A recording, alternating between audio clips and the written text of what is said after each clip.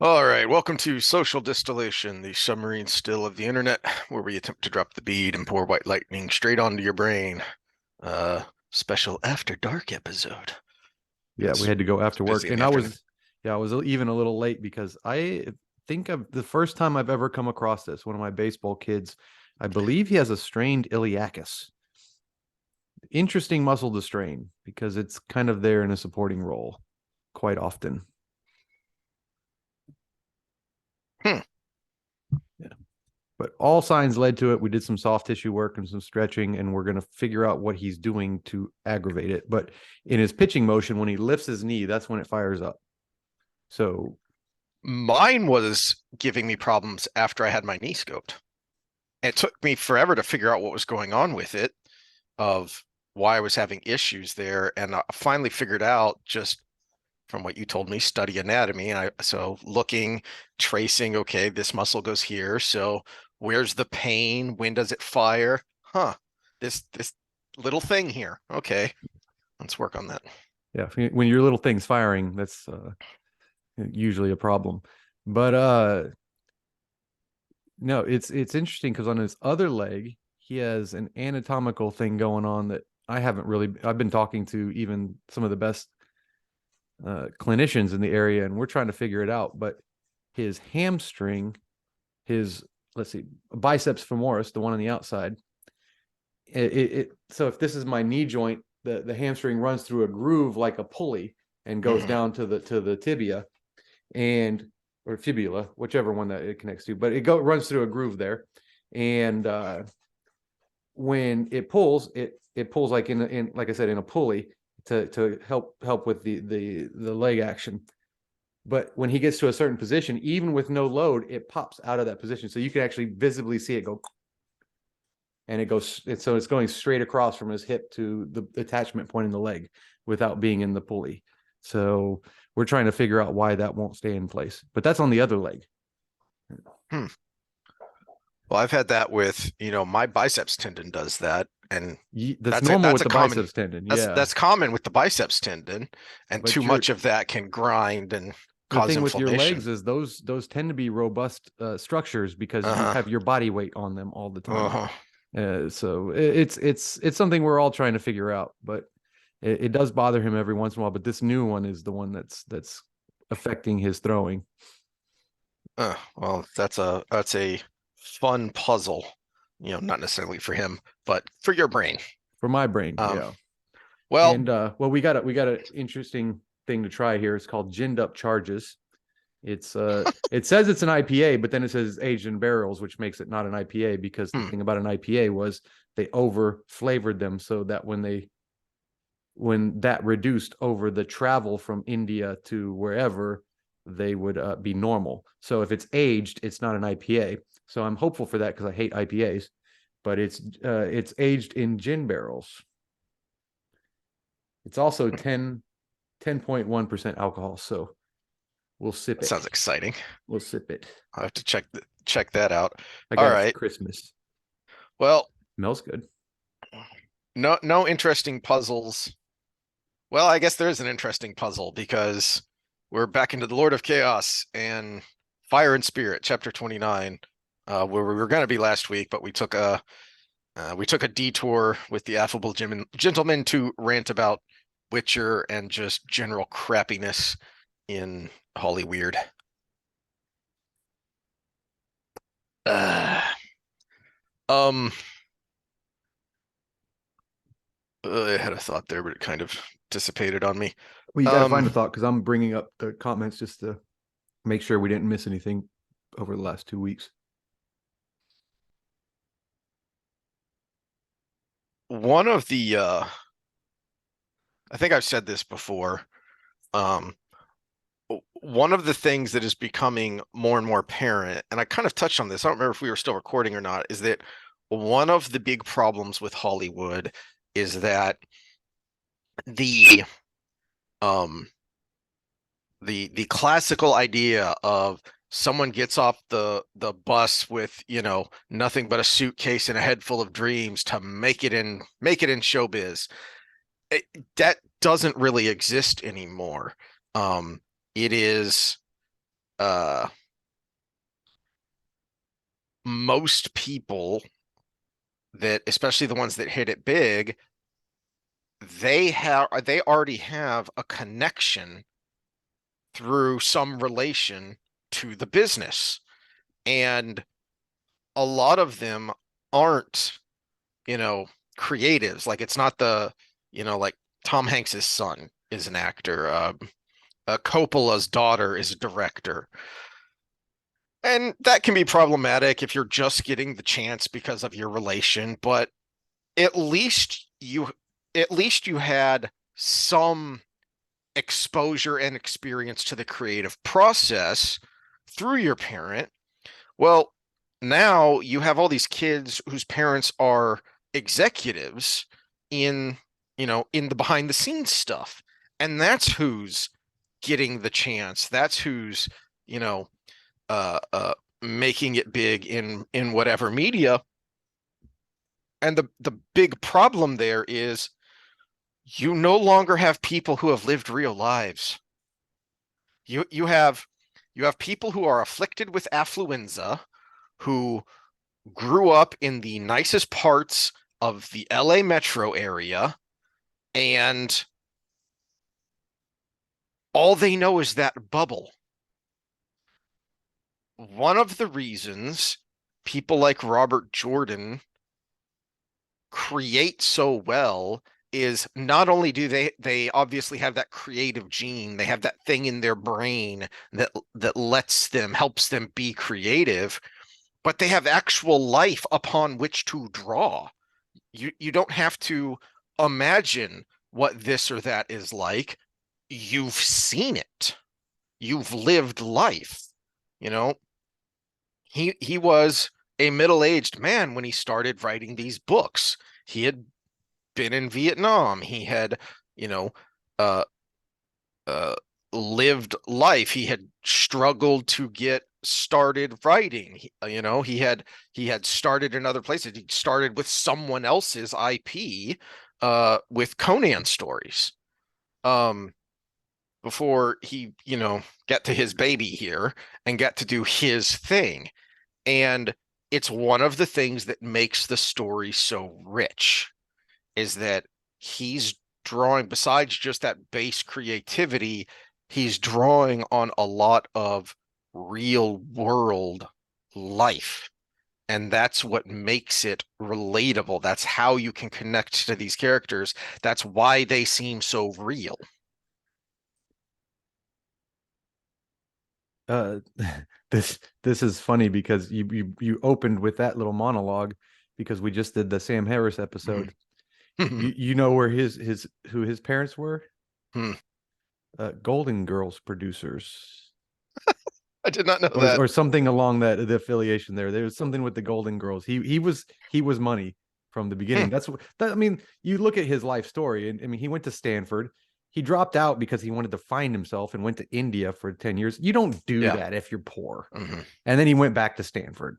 So that's not what poor people do. Poor people go to a community college, and if they can get the grades, they go to a nice school.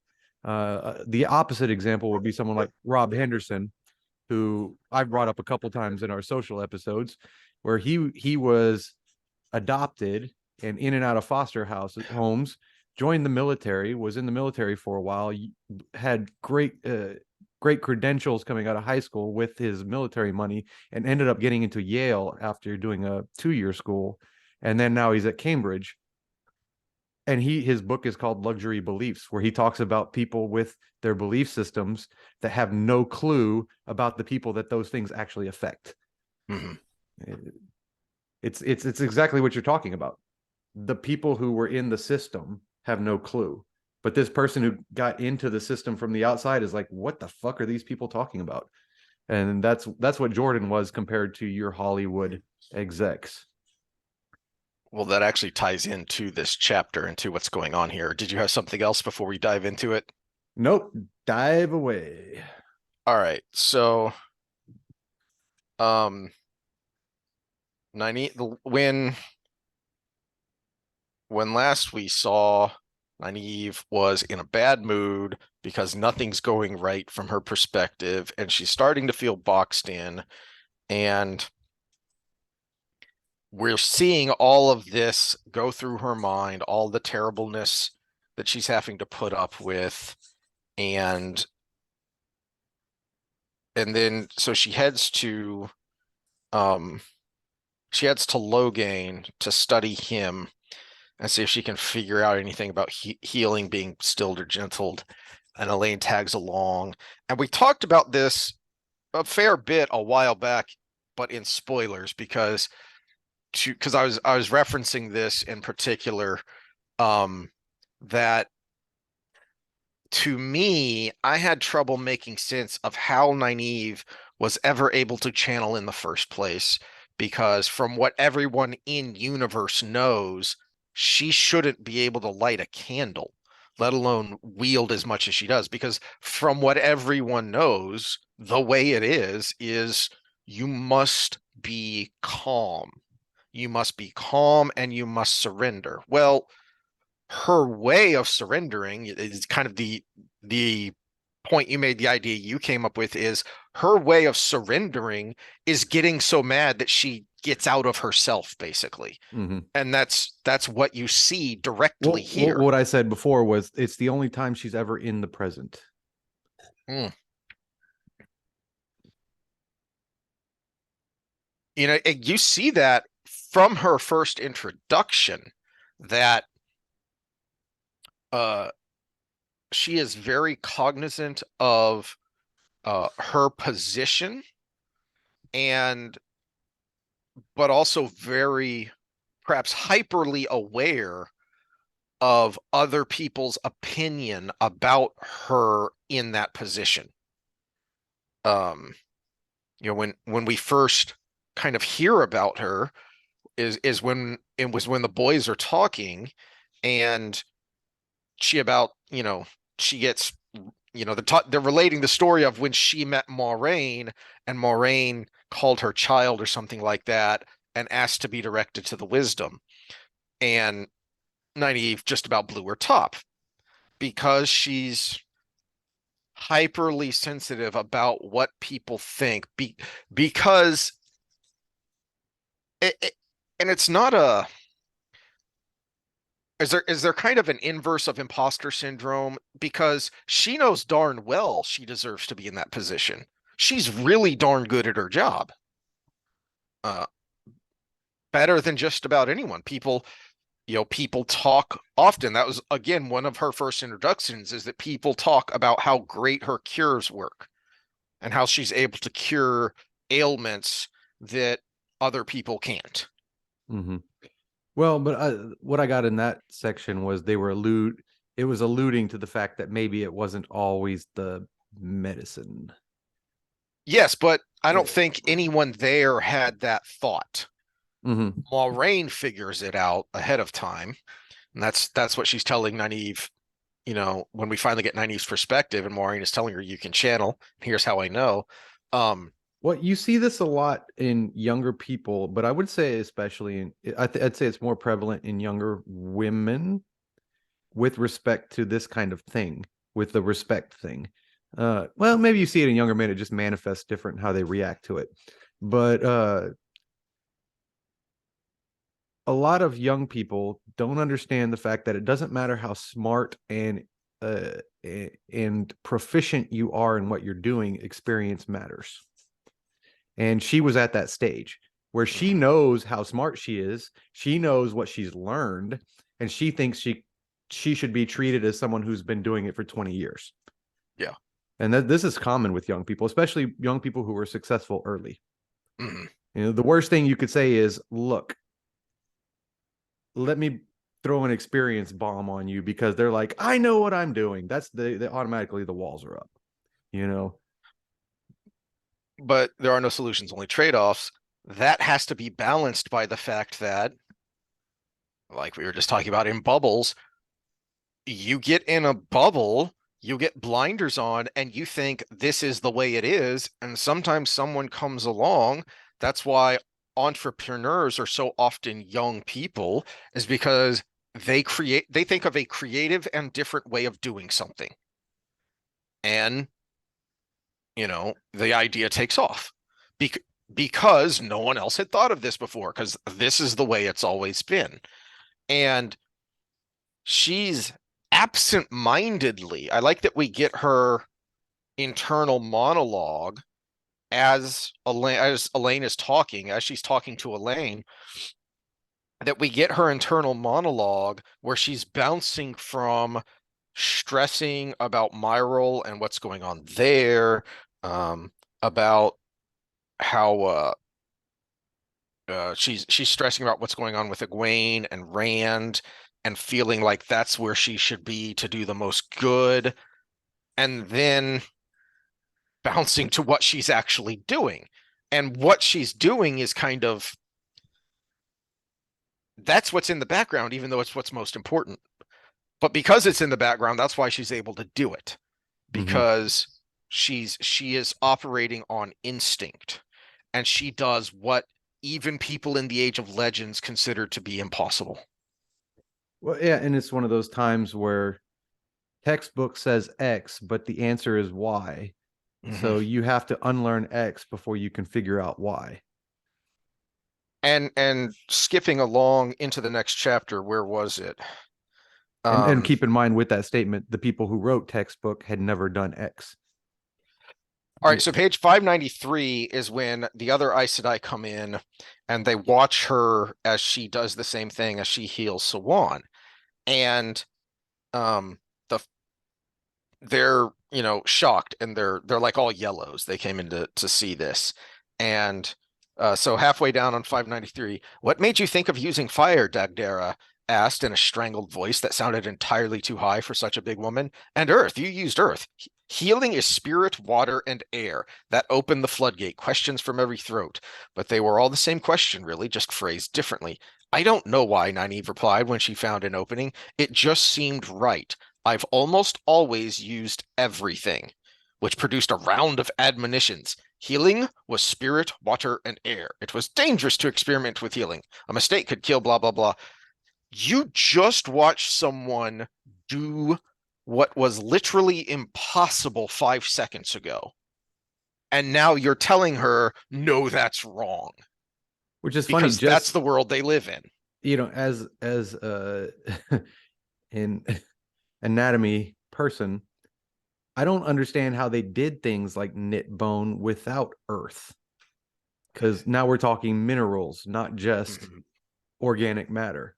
Uh, it seems like you would naturally need all of that. And fire is energy. Fire is energy released, if you put it in something, it's energy stored. This is one of my favorite things about the circle of life in the world is sun shines down, plant takes energy from sunshine and takes gases and pieces them together with energy from sunshine, which is stored in those chemical bonds. Cow eats plant, turns it into a protein source that we can eat, and Steak we eat cow, and we break those bonds apart and release the energy back out into the world. in the form of poop. It's Yes. it's freaking awesome. Well, in Mhm. heat, we create heat. Well, okay. You know, If you want to get existential, but really it's poop. it will. Never mind. Oh, I'm trying to avoid going down the rabbit hole of Dr. Green again, because that was trippy, and I edibles aren't legal in Texas yet. anyways, we But take plant but takes energy from sun. We eat plant. We release energy. It's to, awesome. to And your then point, remember that Jordan got his bachelor's in physics, and one of the tenets of science of physics is that, and this is where um uh brain fart guy in the wheelchair Hawking, this is where he was uncomfortable with his own theory, is that uh black holes seem to break the fundamental tenet of science, really, but especially physics, is matter cannot be destroyed. It can only be changed. yeah, the And black that's hole is where God divides by zero. That's what they and, say. and that's why there's a cool Though what I is it think it called? was in the Friedman interview of Green because it was a little bit more technical. Hmm. They've actually found that black Yes. holes release energy. Yes, it is. Yeah. It is a weird, and it is like a pages long equation that a team of colleagues and friends with Hawking were working on it with him, and they didn't finish it before he died, which was unfortunate for him, I guess, that he didn't get to see that, but Hmm. he knew it was coming because they were making progress on it, that they were finally able to mathematically show that here's what happens to the energy, Hmm. basically. Well, and Here's they've how it's also since then transformed. been able to measure it Hmm. coming out of there, and some of that is new technology, which unfortunately for the people who come up with these theories way Hmm. back when, they don't get to see the realization of it. But But to your point, that's, and I hadn't really ever thought of it that way because the earth, fire, uh, air, water, spirit thing is so. I mean, it goes way back into mysticism and even ancient science and the Greeks and their humors and everything. But he really is basing it on basic elemental structure. You are manipulating the basic elements of, and then spirit is kind of the weird, like kind of the X factor of, you know, the force of will, the thing we can't quite explain. well, yeah, and this you have to think abstractly a little bit because you can't see these things. You Hmm. talked about things leaving your body as poop, but most of the carbohydrates you eat leave your body as air. The final product of glycolysis is pyruvate, lactate, and carbon dioxide. Same with the electron transport chain, which is oxidative. So fats are broken down into carbon, hydrogen, and oxygen into sugars and then made into energy, and then CO2 is released. And yeah, to your point, that's why we sweat, because our body heats up, and that is Mhm. that is Yeah, we are emanating heat, and our body doesn't like it. yeah, and your body shuttles blood to your skin to because it cools off at the extremities if it can. And if it's too hot, it sweats and the evaporation creates cooling. So it's And he Jordan lays that out pretty early on in The Great Hunt when uh look at what Hamilton's eyes. And Freddie, yeah, your my new demon camera is great, dogs. except it makes the demon dog eyes. If you've seen So my house after those two dogs, you know they're demons. yes. Yeah, I mean, dude, he eats glass and he's not He dead. ate my grill. That's why I don't have a grill back there. He ate my grill. Well, speaking of metal, it's good for you. Your body needs minerals. Yes, he was iron But deficient or something. when Egwene is captured by the Sanshin, and she discovers she has an affinity towards Earth. Well, what does that mean? That means she can manipulate Earth. She can manipulate metallic elements on the periodic table such that she can sense certain things. That's why they were so excited and she was so valuable, because she could say, yeah, there's iron in them there hills, go mine it. So the Earth isn't just the humors. It's not just Captain Planet. It's the periodic table. Well, I just thought of something because she's bad at healing. She could barely heal a bruise, as we see it Mhm. in the books throughout, which is why the last episode of the series sucked. But uh, Fuck when that son of a bitch. the It's White Tower healers are like the if it fits your macros guys, right? It's all about the macros, right? They forget about the micronutrients. yeah. But if you just do micronutrients, you can't support life either. You can't even support it at all. You it is the majority organic matter, but we do have trace minerals, and so it makes sense to have to account for those in your overall process, which is why she needed earth in there. Whereas Egwene is all about those minerals. She can't support life because she has no concept of organic matter. Here's another thought that I have never considered this before, but you made the connection there. So I don't remember who says this. I don't remember if it's Malkidian. I think it's her when she's trying to belittle and distract Nynaeve about how they don't know anything, and and I think it's there. But one of the Forsaken comments on the crude way that they heal. And part of that crudeness was it saps so much energy from the patient. Which the fire would help take care of that. Could that Yeah. be? And we don't see that here. Now, this is a weird kind of healing because we don't see a physical wound, but you're talking about a major wound to someone's being. I think of it like having a massive a serious like Guillain however you pronounce that. Bar. Yeah, I'm bar. Yeah. Yeah. It, you wouldn't really know that just looking at someone, but that's a serious thing. That person is not well, even if they look fine. And that's kind of how I see this. So she just healed a major wound. They show absolutely no fatigue. And I haven't I didn't really even think considered about that that. Yeah. before. I hadn't considered that before, and I kind of feel like that's like he did that on purpose. And it makes me want to go back and look at all the times Nynaeve heals someone and see if the patient suffers the same fatigue that we see with other Aes Sedai. Because Interesting. she says, I almost always use everything.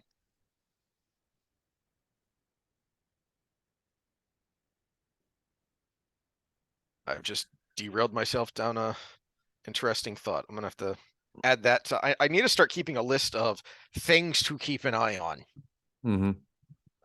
as we go, or the next time I reread, because Well, eventually there will be definitely things. our most learned in this subject viewer, Scott, has read these things enough times. Maybe he's seen that pattern, and maybe it clicked now. If it clicked before or clicked now, just leave it in the comments. We've got like 14 or something to get through here in a little bit. Yeah, okay. Um so so then on the next page, 594.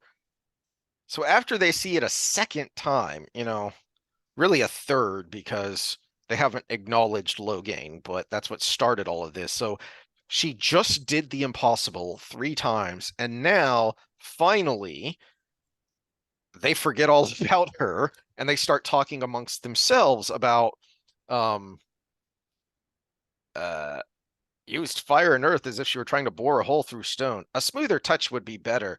See where fire might be useful in problems of the heart, Thurva said, tapping her long nose.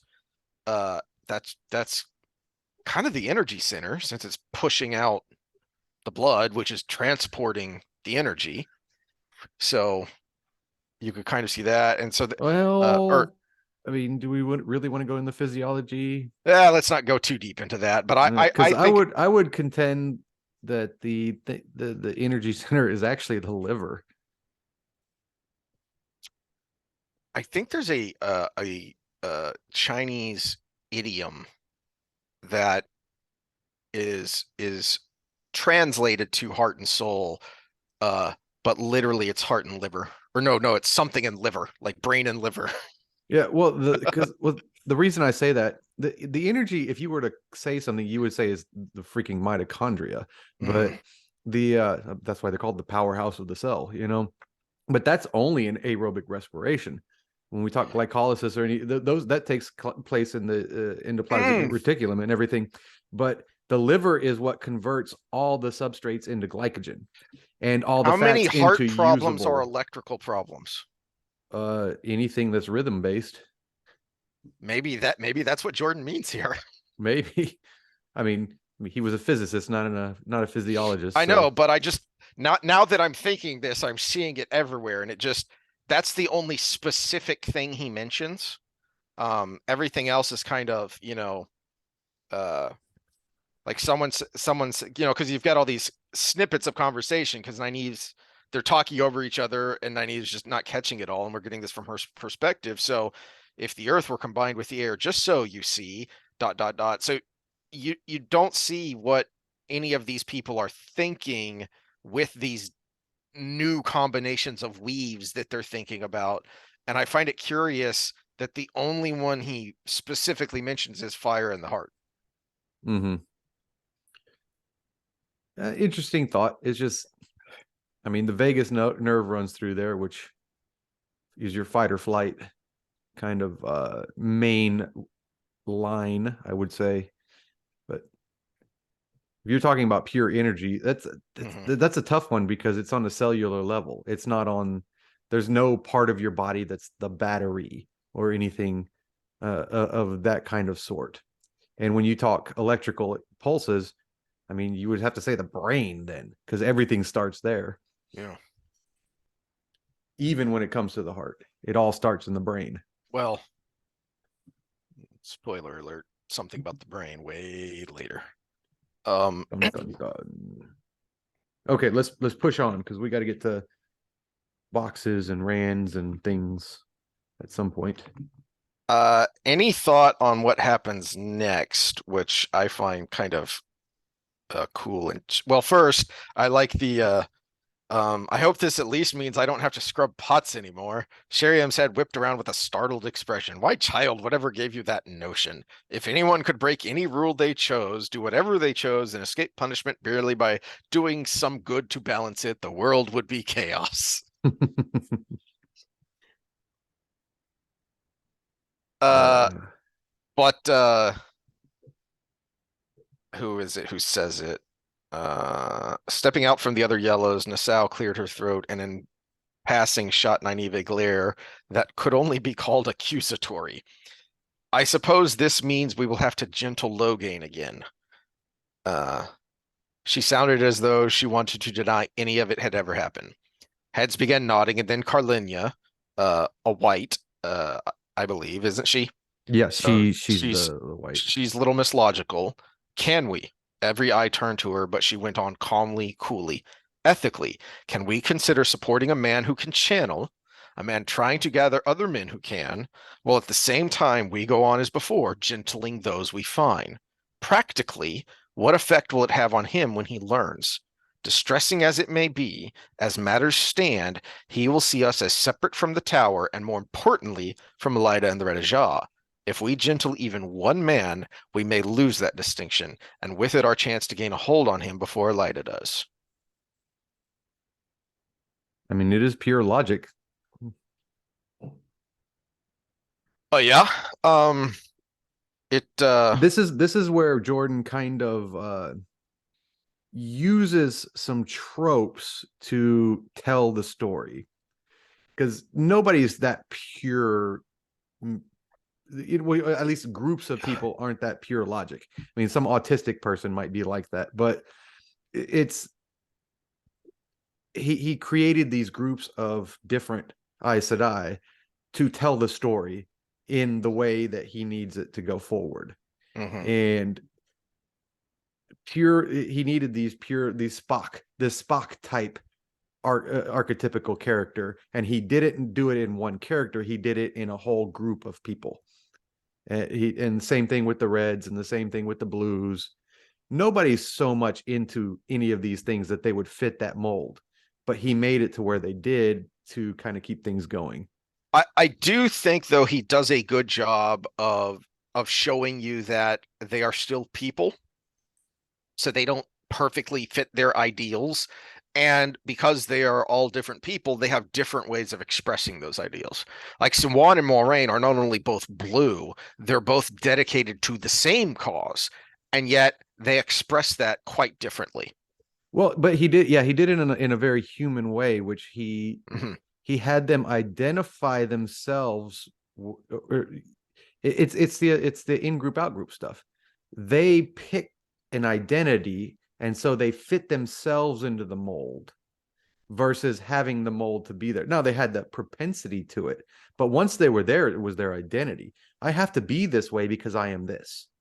Mhm. And then we get inside their head, and in the ones we do get to see inside their heads, then we see well, I don't always think that way, but And I have to be that way. I think they even comment on some younger ones. Like they I know at some point they comment on how newly raised Aes Sedai almost always wear their shawl, even in public when others don't. Um, kind of reinforcing that I'm going to be the best X I can be, because I have chosen this. This is who I am now. So there are those who push it too far. Uh, and I think he does kind of single those out sometimes. You Uh, see it, I see it with my athletes. My boy Garrett, he was the biggest Astros fan. Maybe not the biggest Astros fan I could think of living in Houston, but he was in the top 10% mhm. for sure. And when he was drafted by the Yankees, it did not take long before everything was Yankees, Yankees, Yankees, Yankees. He was in. He knew the history. He was part of the Yankees cult. And Astros be damned. Maybe I feel a little something for them here and there, but after that, he had completely conformed to his new identity as a Yankee. Was he playing when they played in the series? When the Astros, or when they Minors, played in the, yeah, when they I guess that would have been the league championship, not the actual series. yeah, Yeah. Eh, yeah. um No, he's not in the majors. He's in the Yankees organization. I was trying to remember how long Yeah. ago that was though, is why. Uh because I couldn't remember how long ago that was. Um Brain fart. Where was I going? I don't remember what other thoughts I had about this. Um oh, I mean, it's one of the biggest events in the mhm. in the series, but at the same time, there's not a whole lot of analysis to come out of it. We kind of Yeah. beat the horse, is Well, to that point, it's one of the biggest events in the whole series, and it kind of gets forgotten. Um, I won't go into spoilery things. I feel like there could have been times where it could have been brought up again. Like when Nyneave meets back up with Rand, I don't remember if she ever even mentions it or if anyone does. uh okay, jazz hands for a second, cover your ears for 20 seconds if you don't want spoilers. I thought that was part of Rand's theory on the cleaning the taint. Yeah, I taint. No, I thought that was part of Okay. the We'll the have to keep an eye equation. out for that. We'll have to Yeah. keep an eye out for that then. Okay, jazz hands, no more spoilers. All But right, yeah, welcome back. I think that was in the plot line. So that would mean he would have known or she would have told him.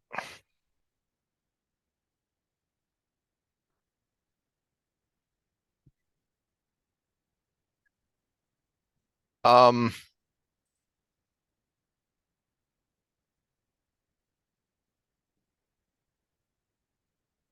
I do find I do like that in the aftermath, he switches away from Nynaeve so that we can see the effect on Sawan.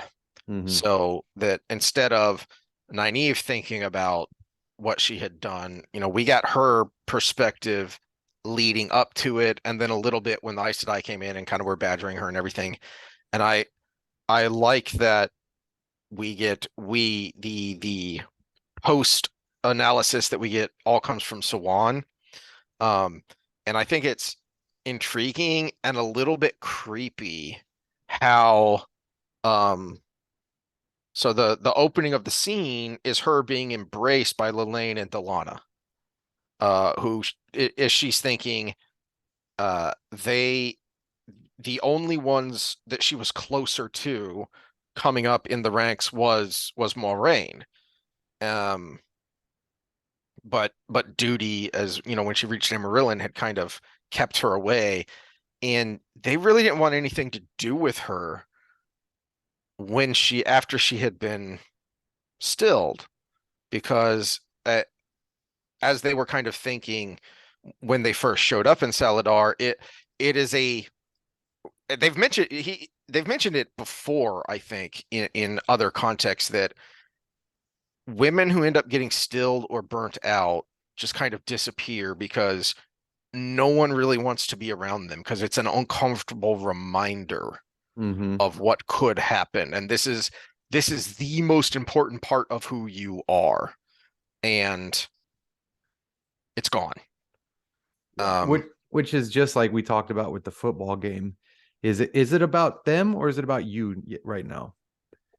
And Yeah. this thing that is the most traumatic thing that could happen to within the realms of life, and in fact most of them would choose to die, Hmm. and people treat him as a pariah not because of them, but because of their own feelings, because of how I feel about this. I'm uncomfortable, so I'm going to treat you like a pariah. And it's like you see this high suicide rate and all of these things that go along with it, extreme depression.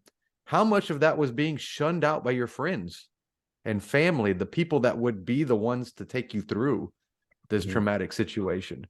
Because you don't have your real family because they're all long dead because you're old.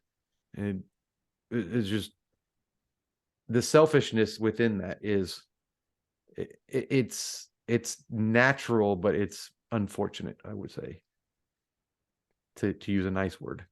Uh, so there's an interesting parallel in the modern world that Chuck, I don't know if if he came up with this or if this was something that he heard from someone else. For Had those in an the it, audience, that's the affable gentleman, yes, he Chuck. had an interesting theory on PTSD, um, and why it is generationally different. Because when you look at the greatest generation, which I don't like the term, but whatever, um, they fought in World War II, and people forget the same generation fought in Korea, so they fought two major wars. And not that they didn't have PTSD, and you get that more now, well after the fact, when they're more comfortable talking about it, or when their family, after the veterans have passed, are more comfortable talking about it. That, I mean, they had crap to deal with, but they seem to have dealt with it better. It wasn't a cultural phenomenon like it was starting with Vietnam veterans. And the idea is that, well, transportation had to be done by ship and rail in World War II and uh, in Korea. It took 6 months to a year for people to get home after World War II. That entire time, you're with your family. You're with the only family that matters Yeah, in your this band of brothers context. family. Yeah. The people who have been through all the crap you've been through and are also now faced with the prospect of, how do I go back to real life? So you had a time to come down off of that kind of insane high that is necessary to engage in combat. Well, yeah, you had a And simulator before the real thing because you're all talking about it. It's not just how do I go back to the real world? It's I think I'm going to do this, or another person says, Mhm. "Well, I'm going to open a business," or I'm going to, and everybody has talked it out in this peer group as a simulation to real life, and then when you get back, you kind of at and least hashed out some of the things that you need to hash out. and Chuck talked about how surreal it was because, you're sometimes able to get, leave or furloughs or whatever while you're on a combat deployment. So it was surreal to, within literally 24 hours, he's on a combat patrol, not just in theater, he's on a combat patrol. And then within 24 hours, he's walking through a mall in San Antonio. How trippy is that? Because there's no downtime. There's nothing. And so one kind of talks about that when we first see her storyline beginning, and then it's reinforced when she gets to Saladar, is that I'm going to make myself have a purpose. I'm going to make myself have something to focus on. And she has Leanne. How many others, everyone else, so far as we know, that's ever been stilled or burnt out, has been on their own because it Mm-hmm. doesn't happen that Yeah, I frequently. mean, they were an exceptional situation because it was a punishment for a crime for both of them, where normally it happens as an accident or in a combat situation, Mm-hmm. which is very rare for them. So usually an accident, a Turing Grail gone wrong kind of situation. But now there's a switch that has been flipped, and it's, oh, you're one of us again. And that's got to be a little creepy and unnerving. And we see it here Um, where is it?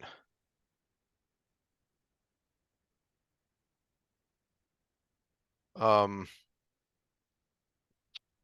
okay, so page 598 is where it starts to happen. Um, so she has this encounter with Gareth, uh, which is pretty good and sets up something for later.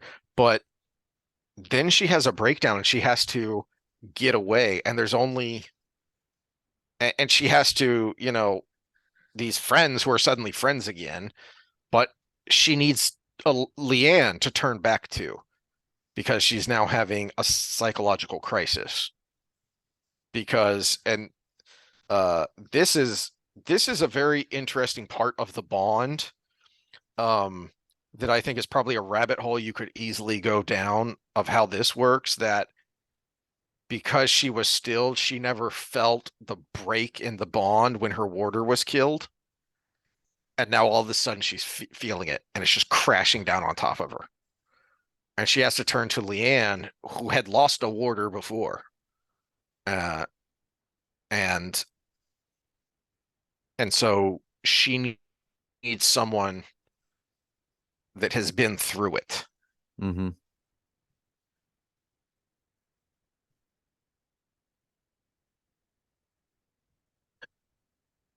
Um,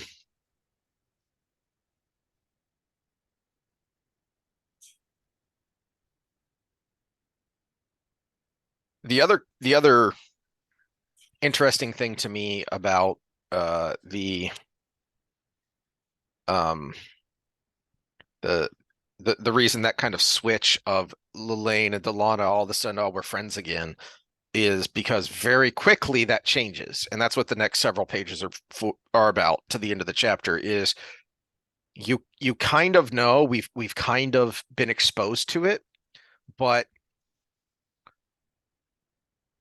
we have not been told in detail because Jordan has never had a character either thinking about it or needing to tell us about it until now, of how utterly Byzantine the the Aes Sedai hierarchy is. I mean, it's absurd, but you have to figure this is what happens when you have an organization that exists for 3,000 years and is in the tightest of bubbles. That this is what they're going to do because power corrupts and absolute power is kind of neat. Wait, is that how the saying goes? I Yeah, don't remember. yeah. It depends on who's got the Um, power. so the lunacy of, and we'll see again, it's not really a spoiler, but we'll see very quickly that switch gets flipped right back around. Is we're embracing, we're crying, it's so good to have you back. But then as Sawan and Leanne say here, is that, and why they're wanting to Nynaeve to try again is maybe they didn't notice, or maybe if they did notice, they'll pass it off as something, weird, a weirdness of being healed if you can bring us back up to more of our power. And since they are so diminished, they're practically not, I mean, they are treated a lot like accepted Mm-hmm. going forward. And again, it's just a switch that gets flipped because this is the way it is, and Yeah, even well, and they even Elaine and talk about Delana it in a lot specifically. of occasions that they do that unconsciously. They rank each other as they walk by.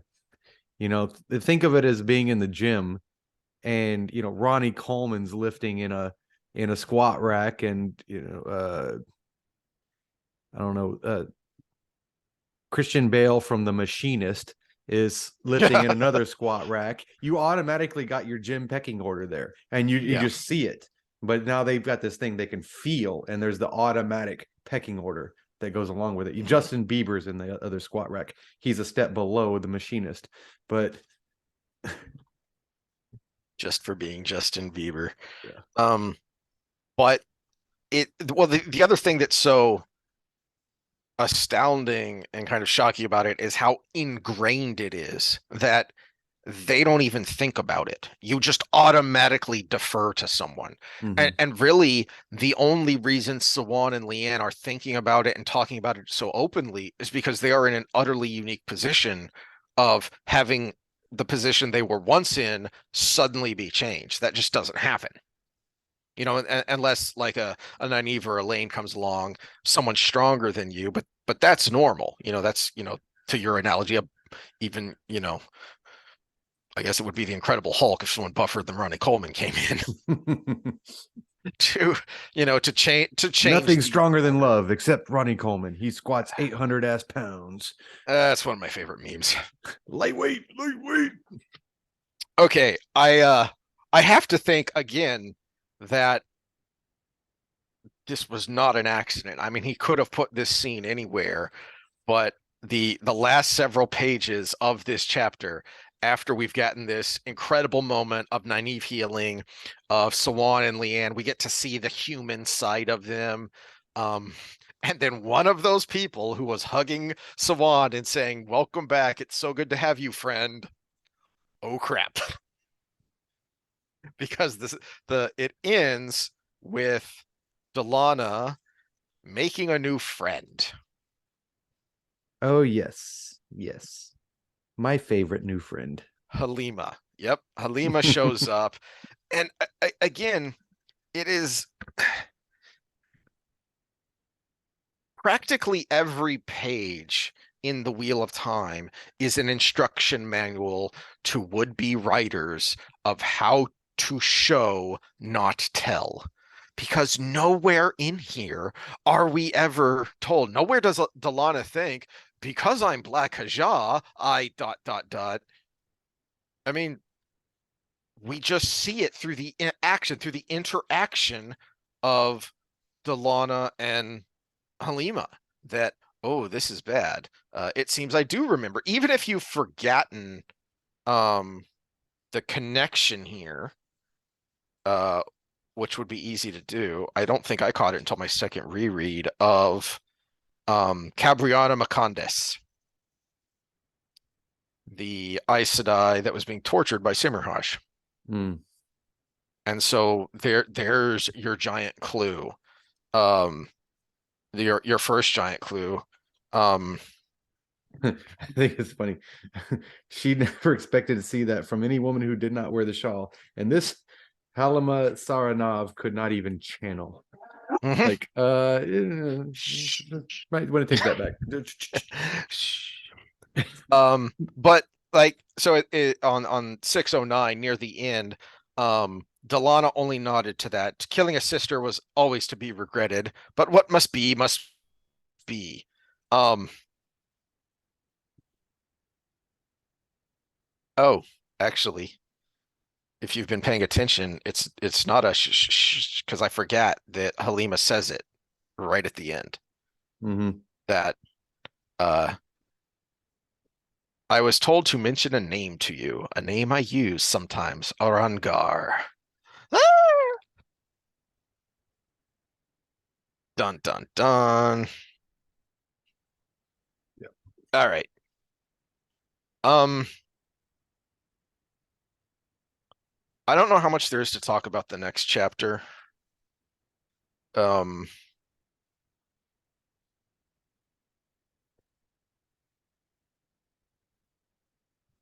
I I like these scenes when they're like this. We've kind of grumbled. We probably did in spoiler section about Morgase's story and how we find that it starts to get tedious. But this chapter is I think great, we've I done that in think. regular and spoiler Yeah, sections. Yeah. but this chapter is great. There's not really any wasted action going on here, and we're taking we're I think the taking. dogs are telling me fam's home. So let's take a pause real All right, quick. let's pause. Okay. All right, where was I? Yeah. So I don't have a ton to say about this chapter except that I like it when he takes the little brief asides and keeps them brief. So the White Cloaks aren't really that important in the grand scheme of things. It's just how they interact with the main characters, basically. So here we're just getting an aside. There's no interaction with, like with the Fellowship in the Eye of the World or with the girls in Fires of Heaven. But it is interesting and kind of important because he's giving us a clue, kind of a reminder that there is a world that exists outside of our main characters, and there's shenanigans and bad things happening there. And then he's also reintroducing us to Balwer so that we can Mm-hmm. meet him again later.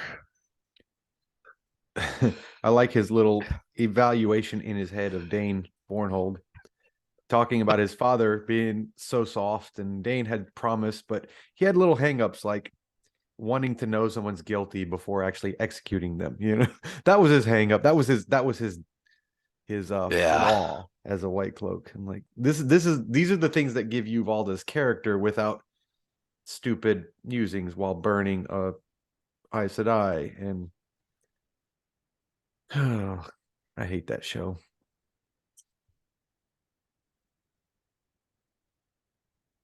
Um,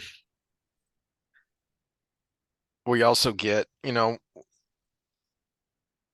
we get a nice interaction between Niall and Morghese. Uh, and we get the uh we get a foreboding sense that something is happening here, but it's not something we need to spend a ton of time on. So I there are times where I wish he would have been a little less wordy with the main characters and given us a little bit more of this. I think we've kind of talked about that before, of just, you know, one short chapter away from the main action to kind of remind us that stuff is going on in the rest of the world and remind us who some of these other side characters are, and then, quickly cut back to the main action. Okay, so I forgot what came next, and so how long do we want to keep going? Because the next couple of chapters are a doozy. Well, let's go ahead and save that then and go into spoilers because Because the next chapter is Summoned in Haste. Do you know what that is by the title? yes, So yes, I remember that. Yeah, yep. yeah. So it's Egwene and lots of things happening to Egwene, and boobies. So Oh yeah, I forgot about the boobies. lots of boobies. Yeah, the You know, kind you, that roll down to their knees. and those were the only ones they showed in the series. You wanted your own Game of Thrones, and you really blew an opportunity there. Oh, that reminds me of an old Ron White part of his stand-up bit. He said, All you know, they right, say roll them once, back up. yeah, once you've seen one set, you've seen them all. But as a guy, once you've seen one set, you pretty much want to see them all. Could be some 80-year-old girl at a biker rally. Yep, yep, Shame okay, it is. yep. All right, you can roll them back up now. Uh, Oh, because our brains are mostly lizard. All right. So spoileriness. I know I I, had a couple of thoughts and I have I, completely forgotten them. well, while you're thinking of them, I could start with White Cloaks. Okay. That was one of the disappointing parts because you said it kind of in plain English. What was correct going forward is the White Cloaks really don't matter much, and that sucks because I think Jordan wanted them to matter. But at the end of the day, they were just kind of there, which what they should have been. And I think the intention was, and you see some in the Galad story, but when we get to the final battle, it wasn't there, was this immense army that scared an entire continent was supposed to be there on the last battle. And it was just Hmm. a ragtag team by the end that was there on the last battle. That kind of helped. The last few Yeah. books focused more on the individuals, and it was a ragtag team with Galad, was what it You was. you don't really see why in the world uh monarchs, even as powerful as Morghese, allowed the White Cloaks to be in their land and do the things that they do. Mhm. Because you never really get a sense of how large and powerful they are, because it's kind of the Worf syndrome. There's kind of a meme, a trope that uh, you can find gifs and clips of him just getting the crap kicked out of him because they set him up as this big powerful warrior. Well, that means that every time they bring in a bad guy they want to show you as a threat, they have him throw Worf across the room. Mhm. But then that means you never actually get to see him beating someone up and being the badass he's supposed to be. And you kind of get that uh with the White Cloaks, because the first time we really see them militarily, they're getting literally annihilated to a man by the Sanshin. And we never Well, get a well, well. sense that, No, by the heroes. well, the way They I the way I read that scene, that the White Cloaks were getting obliterated before the heroes showed up, that they weren't going to do anything to the I'll have Sanshin. to go back and reread it, but I thought that Perrin and the whole group, Perrin, Matt, Rand, everybody were in between the White Cloaks and the Shanshan when they called the Mhm. heroes, and then the Mhm. heroes came in and Well, just. that's why they summoned them, is because they're But the battle rocking hadn't hard started place. yet. No, we get a brief clip from Bornhold's perspective as they're charging forward, and the Soldam and Domine start to open up on them, Oh and they're well, I just mean getting they are using the mashed. power. Exactly. Yeah. So that's really the first time we see them in militarily, and then I don't know that we ever really see them acting in that manner again, um, Well, except to get smushed. as of where we are here, what they should have been was set up to be one of two things: this immense force that helps in the last battle, or something to be defeated before the last battle. And they were neither. They ended up being neither. We saw some internal Uh, struggles. Galad comes out on top, and which is cool because Galad was the man for the job. He was the right character to put in that spot because he was the epitome of what a white cloak should be. mhm. Eh, but at the same time, they weren't. That was the turning point where they should have become the immense force that joined in the battle. We got with the white cloaks what we got in the winter battle in Game of Thrones. Basically, it didn't matter what the armies were because they were obliterated unless this one thing happened with an assassin. And then suddenly they were all back. And then suddenly they were all back. That's what Where we got with where'd all you guys come from? I thought yeah, you died in the north. yeah. Yeah. Yeah, Eh, white eh, cloaks fighting Trollocs should have been the ultimate goal at the end. But weren't they even on the Shara front? They weren't even on the Trolloc front. Because weren't they with Matt's forces? with Perrin, they were with Perrin. They were with Perrin. Where was Perrin Yeah. fighting? No, because Perrin went off and did his own thing. Yeah, So but where his was I'm trying to Perrin's? remember where his Because people were. Tam was the one who led them Uh-huh. then. Yeah, he Perrin started, but then Perrin kind of felt the pull of Mm-hmm. uh Tavernus and went off.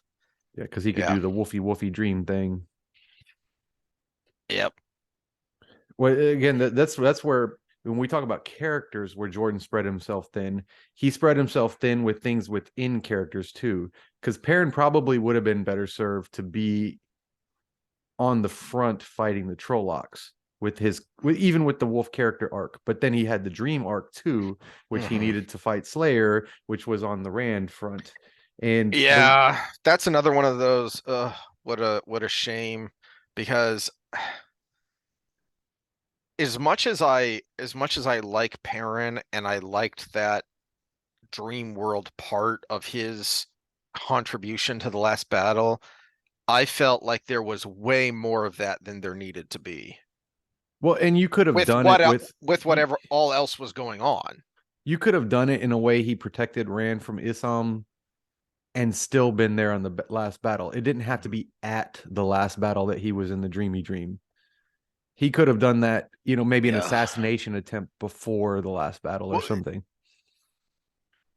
I think we wanted to see in a larger scale what we see at the end of this book with Perrin kind of coming to the rescue. Mm-hmm. Because we are told from the beginning that Rand needs them, that all three of them, there's a reason there are three Ta'veren of the same age in the same village, and they all happen to be friends as close as brothers.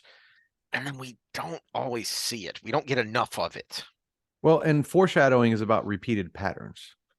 And you would see something like the end of this book being foreshadowing for the last battle if that happened.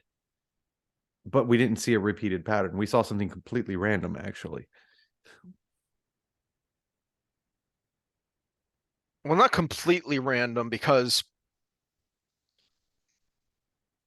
we do get a pretty good we do get a pretty good growth of Perrin and the Wolf Dream. I just I feel like one, there's too big a gap in the middle from when he first learns about it and first starts walking through it, and then at the very end of the series where he's spending so much time in it. And then during the last battle, there is so much time with him in the Wolf Dream, Mm-hmm. chasing after Assam and all the things that happens there. And it's a lot of pages and a lot of in-world time that I feel could have been better spent more, I don't to the mind the to the gap, but story I as a do whole. agree with you on your second point. The gap, though, I don't mind because that's easily explained from the fact that he was running from the wolf for so long. It's a good point.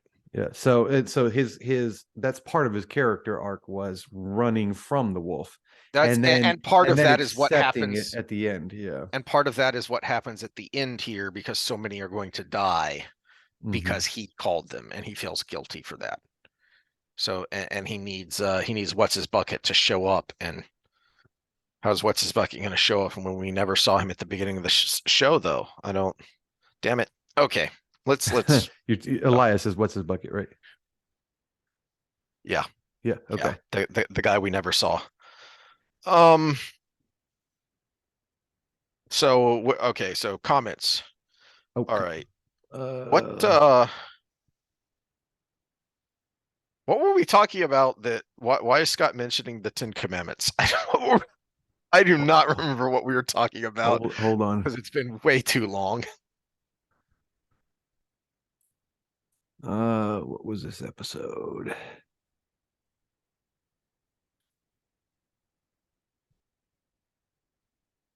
Um. Am I glitchy?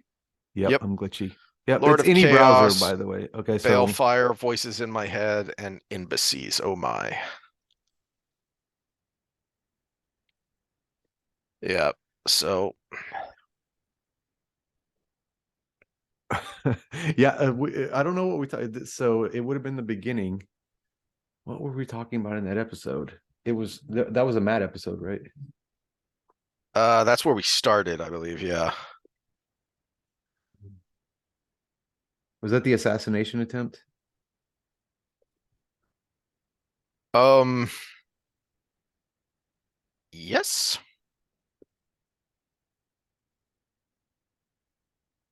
Oh, I could just look at my description of the thing. No, Rand story arc. Rand goes off the deep end. Gwaine meets up with Gowan again. Da, da, da, da. Hmm. I Oh, don't that's right. know. That's right. Yeah. I'll have to listen to the episode again. I Sorry, am Scott. too. I'm gonna have to look at that. Same thing with uh are you saying all women are Lucretia Borgias? Because that's oh dear. Who's Lucretia Borges? Educate me. Um the I assume he's referring to the 15th century noble family who were, boy howdy, were they a piece of work. The Borgias, they're two different miniseries, one with Jeremy Irons and one not with Jeremy Irons, and the one not with Jeremy Irons has way more boobies, because it was done by Showtime maybe. One of them was on Netflix for a while. I don't know if it still is. Um, they were a Spanish Italian noble family because Spain had holdings in Italy for a long time. Um, that uh were as as cutthroat as it comes when it comes to advancing their power, and they essentially uh bought the papacy through bribery, through buying, through blackmail, through assassinating people who wouldn't go along with them. So they essentially bought the papacy at one point. And it was, for actual theological Catholics, it's probably one of the darker times in the papacy because it was blatantly political at that point. So I was talking with my Jehovah's Witness deacon client that and we were talking about the Catholic Church, and I made the comment and he just emphatically like, yes, that's exactly how it is. I said politics ruins everything, and the history of the Catholic Church is exactly what happens when you have politics and religion. Yeah, and I don't remember which one Lucretia was, but I don't know that there was a good member of that family. So I'm gonna have to go back and listen again too.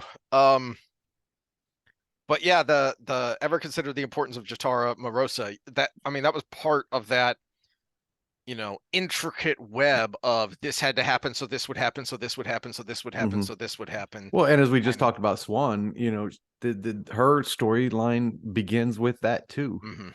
You know, And there are a number of things that she kicks off.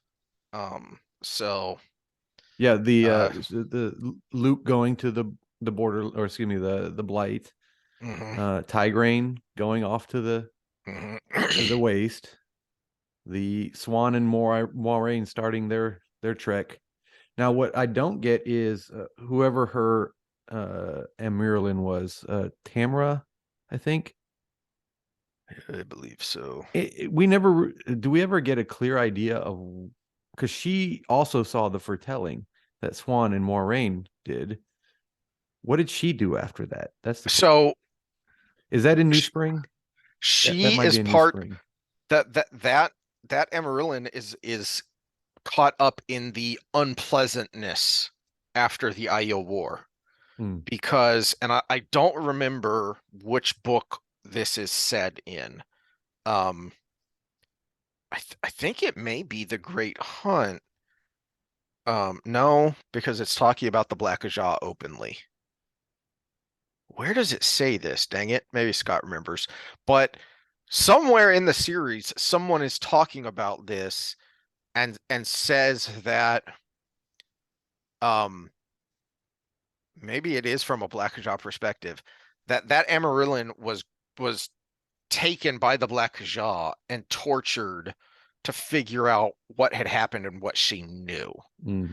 And somehow she was able to keep back a portion of the foretelling and what had happened so that Moraine and Swan were protected, that the Black Ajah never knew about them and never came after them. And um, I'm gonna have to go back and look this up now, dang it. But somehow she was able to divulge basically that the Dragon Reborn was alive. So the Black Ajah didn't know necessarily that they were looking for a baby. So that's why the Red Ajah, which was heavily infiltrated by the blacks, went around for several years after the Iowa War, instantly gentling any man they found who could channel. And that's what happened to Owen, Tom's nephew. He was caught up in that. He was part of that. He was never taken to the tower. The Red Ajah found him, they Hmm. gentled him, and then it's a little ambiguous what happened after that. All right. Uh, yeah, definitely agree on So this is the where I build had up of Rand's descent. I don't think it's more foreshadowing. I think it's just a slow, long build up. I didn't want to distract us last time, but you brought up Daenerys and Mm-hmm. her descent, that she was always, the problem is it was always small moments interspersed with her trying to be good, her being the kind of the modern insert into this world of cruelty, that she was always trying to do the right thing. She was trying to do good, and she often seemed to kind of learn her lesson from, I did this really cruel thing because, I thought these people need to be punished, but now it had this unattended side effect that has made things worse. Rand is a better example of that. So back to the Daenerys point, yes, all of those things were there, but they weren't a nice line, and you had to think about it post hoc. In the moment, it was kind of ugh. Whereas in the moment, when we start to see, especially in a couple of books, when we start to see some of Rand's darker moments, they make perfect sense in the moment. Well, see, I'm going to disagree with you there because she had the post hoc because it affected her goals. It wasn't that she Yeah. did. It wasn't that she massacred human beings, as faulty as they were. It was that, oh, well, now this other thing I wanted to do is affected by that. That's complete sociopathy. Well, no, see, I disagree with the reading of that. I think maybe that's what they were trying to do, but I don't think they did it effectively Oh, I picked it because, up. well, and that's my Yeah. point, is that Well, yes, yeah, maybe they didn't do it effectively for people who don't study psychology or dark triad personalities or any of those kind of things. But the way it came off to me is that she was an inherently good person in a dark world, in a tough position, also as this leader, having to make these hard decisions. But she always came off to me as they're trying to portray her as this inherently good person trying to make the world better. see, I got the opposite of that. I got the she's portraying herself as a good person, but we're seeing things through her perspective at first. And No, not perception. not portraying. I think she is kind of the ultimate um embodiment of the idea that every person is the hero of their own story. Well, yeah, That that's what I'm she's not saying. portraying anything, that she genuinely thinks that I'm going to make the world a better place. Well, that's kind of what I'm saying is people who are that personality type that I'm talking about do feel that way.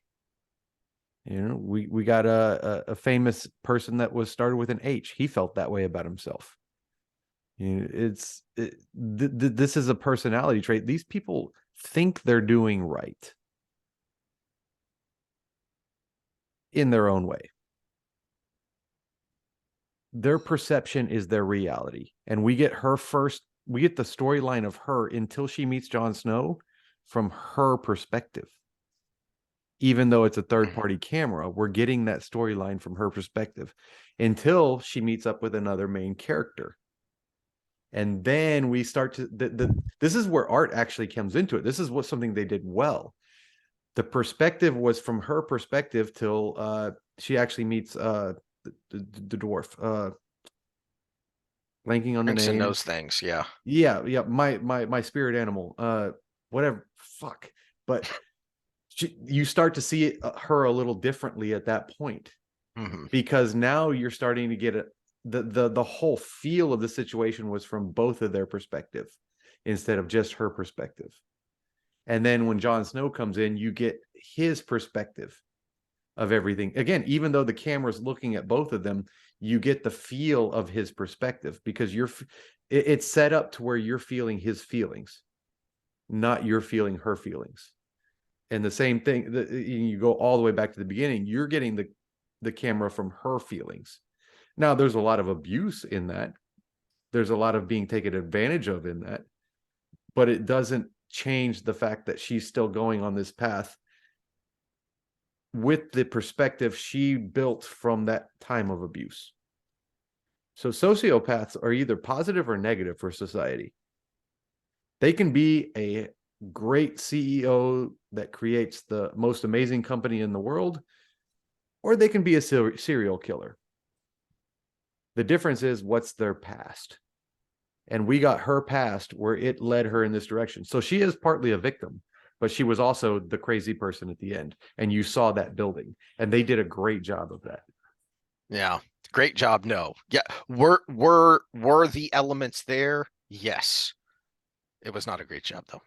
Okay, so it was it was a great job if you know what to look for. And that's back to I mean something you said of did Martin never have an ending and he was just beta testing it with the show to see what the fan reaction was? Because I want to know kind of who came up with these points, like these kind of points of darkness that were showing her decline. Because that makes me think that, yeah, this was always Martin's intention.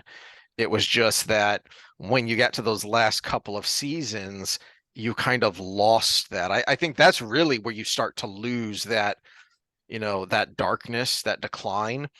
Uh, it's like if suddenly in Crown of Swords, Rand starts acting like he did in the first couple of books. Well, then Path of Daggers isn't going to make any sense, Mm-hmm. right? Well, when we talk about watching movies, I'm not as well versed in cinematography or anything as maybe Affable Gentleman or you are or whatever, but from a psychological sense, one thing I do notice when I watch movies is even though we have a camera on a room full of people, but there's one person that you're actually getting the perspective of. And that is, to me, is what makes for a great at least scene in a movie or the feel. Alien, for example, you knew you were getting Sigourney Weaver's perspective the whole time. You felt the world through her, even though you could see the whole room full of people having a conversation. That was done well. Whereas we just did the Blood Origins, it was discombobulated, disjunctioned conversations. You didn't feel like you were looking at this through any one of those characters' perspectives, even though maybe one of them was supposed to be the main character. And so that threw everything off from the beginning. And I thought you got that from Game of Thrones until the last little bit, but or even in the last bit, I still think you got that. It just they did so poorly with the story and the timelines. But We may have to go back and maybe that's what we do after Wheel of Time, but I have not wanted to rewatch the series because the first four for sure, maybe five seasons were so engrossing and just I binged the crap out of those because I got into it late. I think I started right around the time season 7 was coming out, I think is when I finally got around to watching it. oh, And I was late to the show, but it was a good timing because that was when I had to go to the hospital for my heart stuff. So I basically sat in a bed and watched all the first 6 seasons of Game of Thrones while I was sitting in a bed in a hospital. So it was definitely binging. yeah. But even when they changed perspectives, again, you felt like it when you were in the Robert Stark storyline. You felt like you were getting things through his perspective. Mhm. when you were in Well, Daenerys' that's scene, why you that first felt like, season was so good and yeah. so shocking, is because people were like, wait, they just killed the main character? Because Hmm. he certainly felt like the main character in the first season. Yeah, Bran got a little trippy because they did some weird stuff with him, but you still at least felt like you were getting things through his perspective.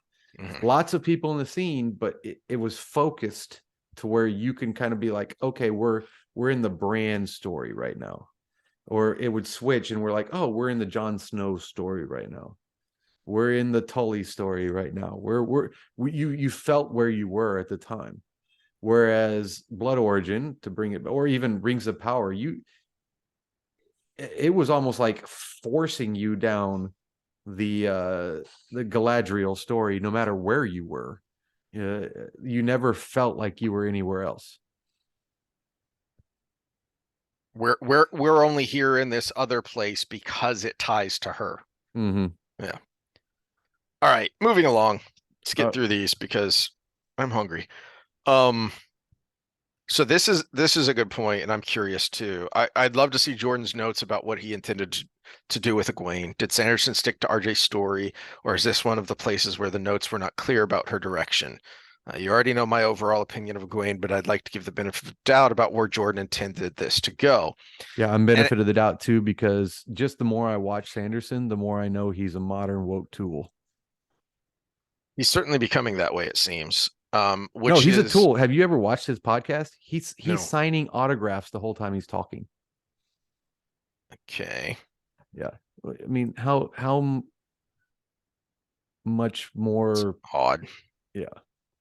Anyway, I suspect that the notes for that weren't very detailed.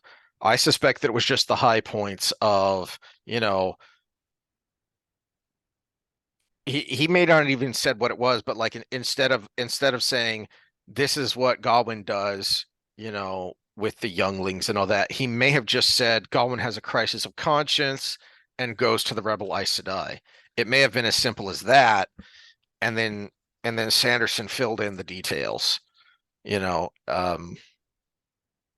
the more I think about it, the more it seems to me that those scenes are much more Sanderson than Jordan. Um, and it was a lot easier the second time I read the last three books.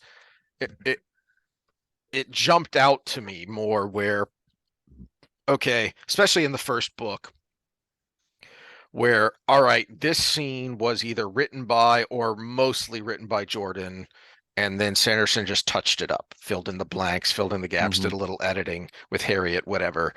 And this scene is much more wholly written by Sanderson.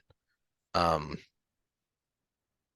that really jumped out at to me the second read through, and Well, and I think you see that in what scenes were what, and I think the action scenes were the ones that weren't fleshed out in the notes, because as we kind of skip over them a little bit in our analysis too, because mhm, it's just action. yeah. So this is the kind of thing that I know the science behind training, I know the physiology, I know the biomechanics, I know the overall structure of the pattern, and I know the ultimate goals. But when I get on the floor, I don't need that scripted. I go out there and I have all these other things in my base that I already know, and then I get in front of the client and I just do my thing. Well, Jordan probably had the script for those Mm, meta things, but then an action scene, it's like, well, I know how to write a battle. I've done it a million times, and he just was ready to write a battle when he needed a battle. And well, Sanderson wasn't. yeah, and it that's a good point. And so it like uh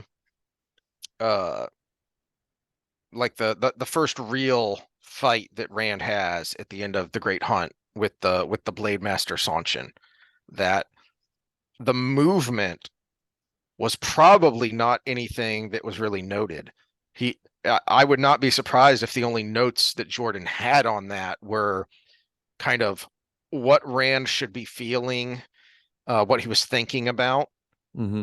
and then kind of And how it would end. He probably and already and knew and how it how it would end. end. Yeah. But I that's a good point. I would not be surprised if I just kind of so I would not be surprised if Jordan wrote battle scenes like professional wrestlers have fights. That that's one of the reasons uh that I really like The Wrestler. Also, Ready to Rumble, if you've That's never seen it, is the wrestle is a hilarious. good the wrestler is a good movie. But That you know, that movie made me cry. when It when was when they're when they're locking up with each other and they're okay, I'm gonna do that, you do that, yeah. So they have an outline of what's gonna happen, but then they kind of wing it in the ring. And I would not be surprised if that's, I mean, like I said at the beginning, I mean, well one of the that's what's places he started out was in Conan books, so the guy knows how to write action. well, that's what you do in fighting. It's not like you plan every punch you're going to throw.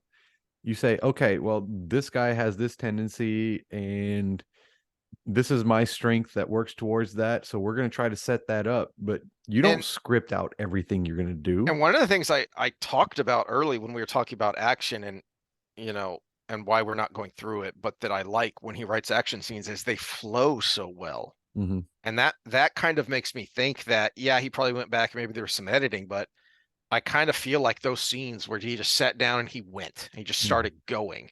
And that may be Well, Harriet's why talked it about that flows so how well. she knew what characters he was writing that day because he walked around and he would act like that character. So she's like, I knew he was writing Paddon Fane today because he was skulking around everywhere he went. And then he would go to the room and then just start typing. And but what's the next one? That's a Uh good point on the balefire is yeah, that yeah, we went into a long little thing on that um one. I do remember that. the the in the long run dark hounds are inconsequential because Well, especially all they're since they going to, were pretty much trapped for 3,000 years. and so all their and their I think I think Moraine even talks about that when we first see them in the Dragon Reborn, is that when they're on a target, they go. I mean, they might kill something if it's in their way, but as much as they want, as much as they have the bloodlust of other dark things, and they might want to go off on a murderous rampage, they kind of can't when they're on a scent, when they're on a hunt, they have to go there. So they're not interacting with a lot of threads until they get to their target. Well, one thing I wanted to bring up, and I don't know if I did it clearly, but I might be able to do better now, is using balefire on a Forsaken. The thread of their life that was trapped. Do you have to balefire hard enough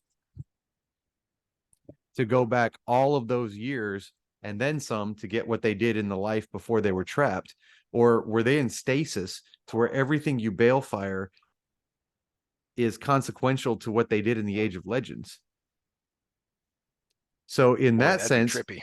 in that sense, could you balefire Lanfear hard enough that the boar never opens? Because she's the one that opened the boar. I think I've actually seen that on forums before, Oh, people have you? postulating that. I Yeah, think that's the Wheel of Time version of could God make a rock big enough he couldn't move it? yeah. Oh, we're about to have, schisms and holy wars now. Um, Because I so, mean, theoretically, you could no matter what, because you could balefire her so hard that it erased 3,000 years and then the years she had in that life. But I mean, does the stasis inside the boar make it susceptible to where you could balefire her and it hard enough that it affects not only what she did since she was released, but what she did before? so that's, I would Uh, say that's interesting because I'm gonna skip over this comment and go to the next, wait, what was the one you're skipping over? it's about Egwene. We'll come back to it in a second Okay, because yeah, because I had thoughts on that too. Scott has another thought on Balefire that that Rand at least partly understands that using Balefire has consequences. So that was my point, though. Yeah, he partly understands it, but he doesn't fully grasp the ramifications of what that means. Mm-hmm. Um, Well, he feels that he's it's the young scholar without yeah, experience, just like we talked about. he feels it is Yeah. occasionally justified despite the outcome. Now that was kind of my point, is that to him, he's not considering the potential ramifications of eliminating, you know, all of these white cloaks because one of them was the one who killed the woman, who killed the maiden that he wants to bring back to life. and what kind of unraveling, what kind of mess might that make? That's the problem, is to him that is justification enough, Well, is and that a this is the maiden died danger. and it's my fault. Yeah, this is the danger from making objective to subjective.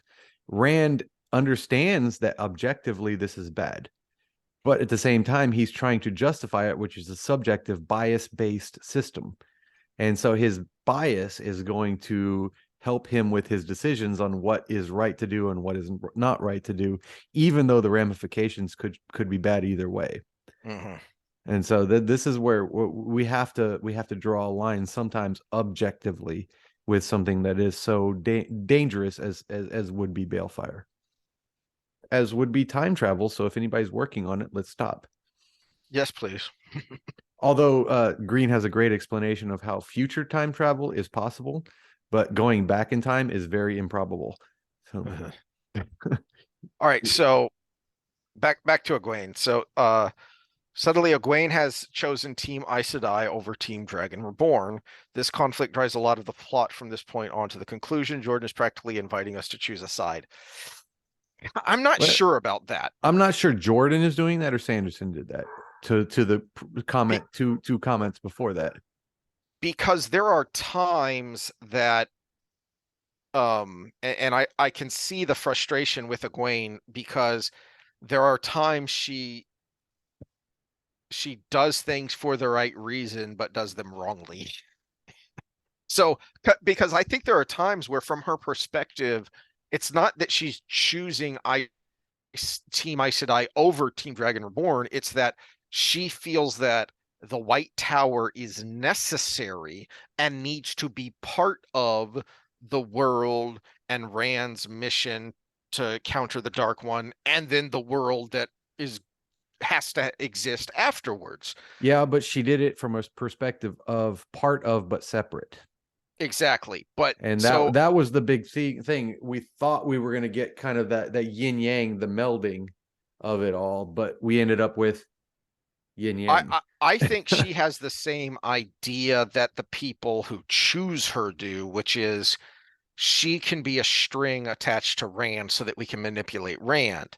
And her thinking is the same but different, that the White Tower is important. It's the most important place, institution in the world, and I'm the one who can lead it through this difficult time because I have this connection to the Dragon Reborn.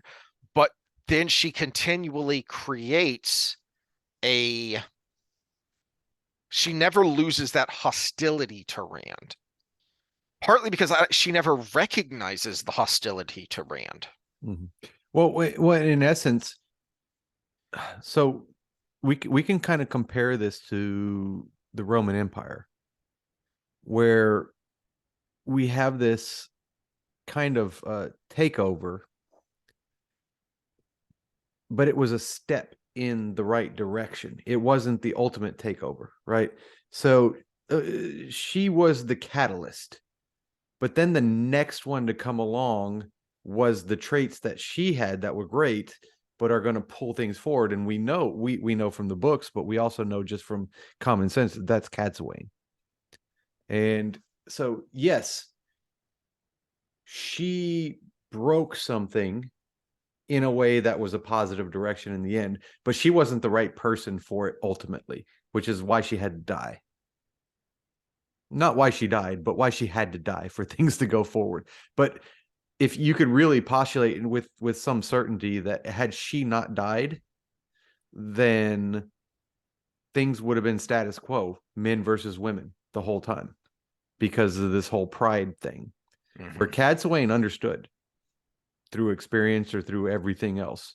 And another one that bridged the gap is what's the red that bonded the Ashaman? Pavara? Pavara, yeah. Pavara is the Yeah. next step forward, which is funny because he chose two old ladies to be the next step forward instead of the young person. But we needed the catalyst to come forward. So that's when that's like when the I lost my train of thought.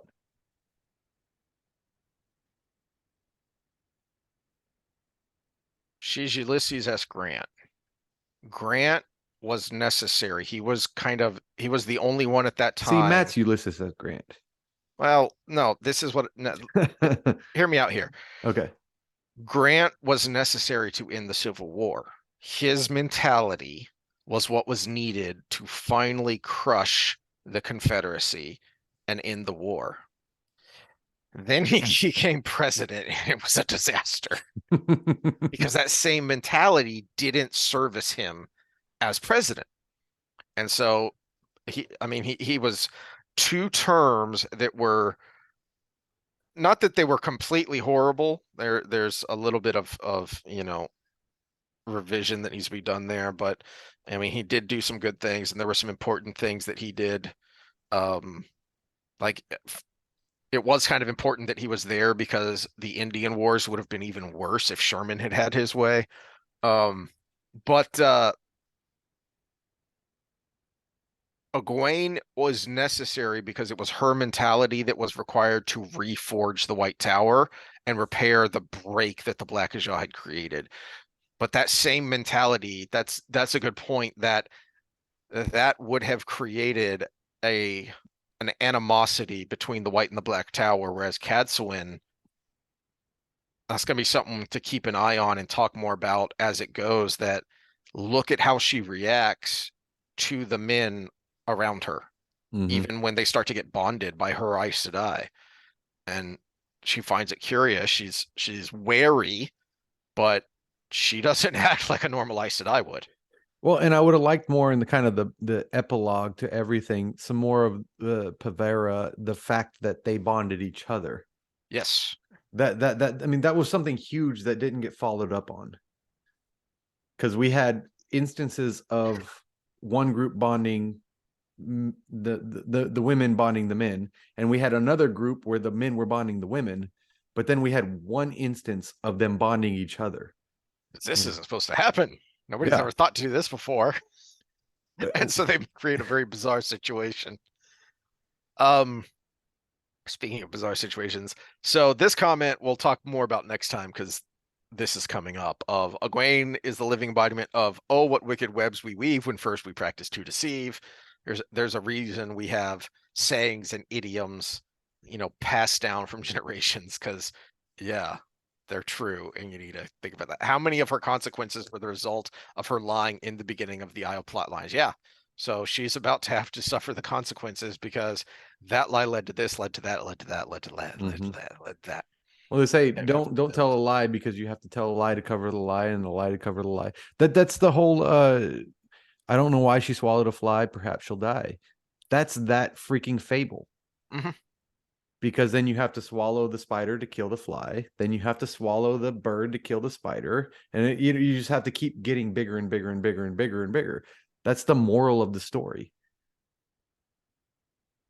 All right, do you want to deal with the last one? Because I feel like this is more up your alley, you Hold on. Rand's filthy relationships. degenerate.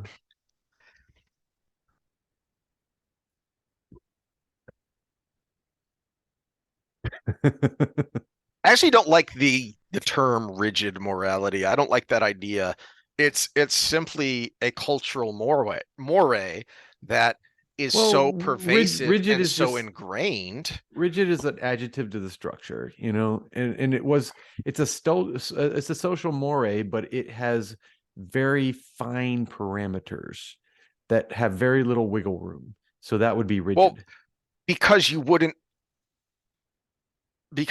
even think of breaking them, because why would you? This is the way it is, in much the same way of, where we started off talking about the Aes Sedai Well, who that's knew the what was thing. This is possible the and what way it wasn't. is because of our rigid moral system.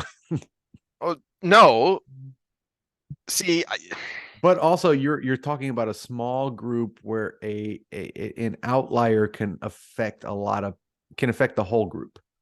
Whereas you're talking a hmm. massive city, an outlier doesn't really change a whole lot. So if someone in Camelin gets drunk and goes to the whorehouse when he's married, that doesn't really affect Camelin. Whereas in the Two Rivers, if let's just say Abel Cawthon gets drunk Uh, and kind of whores himself out a little bit. That affects the whole village because they're all close knit. So you do have to have a more rigid system in that small structure. I hate everything. But All right. thankfully, the books show us that Abel didn't do that because he was in that rigid system. He's a decent human freaking being too. He He's a good. he was one of the coolest cats in the whole series. Mm-hmm. In fact, we talked about it that it would have been fun if Abel killed Demandred because Yes. it would have brought back the Yeah, quarterstaff because versus the yeah. you brought that up because I was thinking Tam. It should have been Mm-hmm. Tam, and then you brought up Abel, and that'd been a cool idea too. Come on, bring Especially since one of Matt the could old have guys. given his dad the amulet to do the job. Hey, pops, That go would have take been care of that loudmouth. awesome. Can we rewrite the end? We can in our heads. Just don't put it online because that's stupid. Um. We All just right. did. We just put this online. Yeah, but we're not writing actual fan fiction. Okay, next time we should be able to get through a good chunk of the next bit because it's like 4 chapters of Egwene um going through, that whole process. Yeah, 3 or 4 long chapters of Egwene going through all that.